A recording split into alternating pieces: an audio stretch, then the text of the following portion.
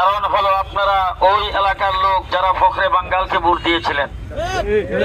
আজকে যারা এখানে এসেছেন, যারা মিছিল করেছেন, আপনারা শুধুমাত্র একজন ভোটার নয়, আপনারা হলেন ভোট সংগ্রহের কর্মী।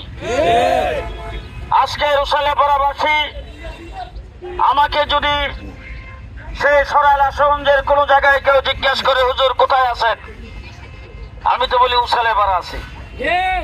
আমার নেতা মুফতি ফজলুল হক আমিনী সাহেব উসাইয়াপাড়ার পরিচয় ইলেকশন করেছেন, আমি ওই গ্রামের বাসিন্দা হিসেবে ইলেকশন করছি।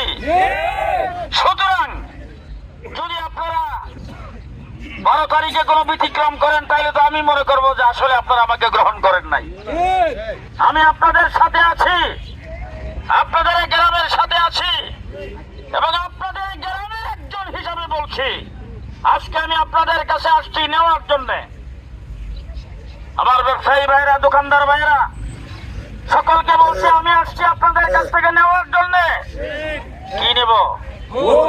ভোট। কিন্তু 12 তারিখের পরে আসবো আপনাদেরকে দেওয়ার জন্য। আপনাদের কি প্রয়োজন?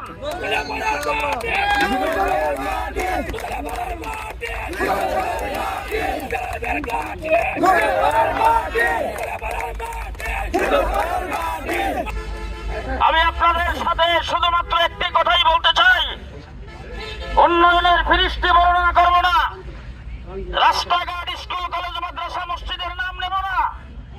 আমি শুধু একটি কথাই বলবো যে আমি হব জনপ্রতিনিধি। যদি আমি জনপ্রতিনিধি হই, তাহলে তার অর্থ কি? তার অর্থ হইল জন মানে আপনারা, প্রতিনিধি আমি তো আপনাদেরকে দিয়ে প্রতিনিধি।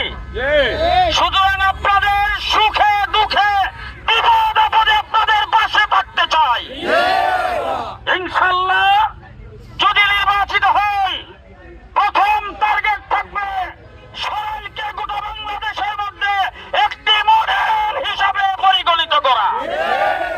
যদি নির্বাচিত হই, তাহলে সরাইলের লিডারদের সাথে, সরাইলবাসীর সাথে পরামর্শ করে সরাইলকে একটি শক্তিশালী পৌরসভা হিসাবে গ্রহণ করা হবে। আমার বন্ধুগণ, কি লাগবে আপনাদের 12 তারিখের পরে দেখব। আজকে আপনাদেরকে আমি একটা অনুরোধ করতে চাই, আপনারা যারা এখানে এসেছেন, আপনারা সবাই অন্তত 4-5 দিনের জন্য জুনায়েদ আল হাবিব হন। আপনারা নিজেরাই এক একজন জুনায়েদ আল হাবিব। আমি আজকে এক সাইড থেকে ঢুকছি, আরেক দিক দিয়ে বের হয়েছি। সকলের বাড়িতে যাওয়া সম্ভব হয় নাই, সকলের কাছে সালাম পৌঁছানো সম্ভব হয় নাই। আমার পক্ষ থেকে আপনারা প্রত্যেক দিন বের হয়ে প্রত্যেকের বাড়ি বাড়িতে সালাম পৌঁছে দেবেন। সেই কাজটি আপনারা করবেন তো ইনশাআল্লাহ? আল্লাহ পাক আপনাদের প্রতি রহম করুন, আমাদেরকে আল্লাহ পাক বিপদ আপদ বালা মুসিবত থেকে হেফাজত করুন।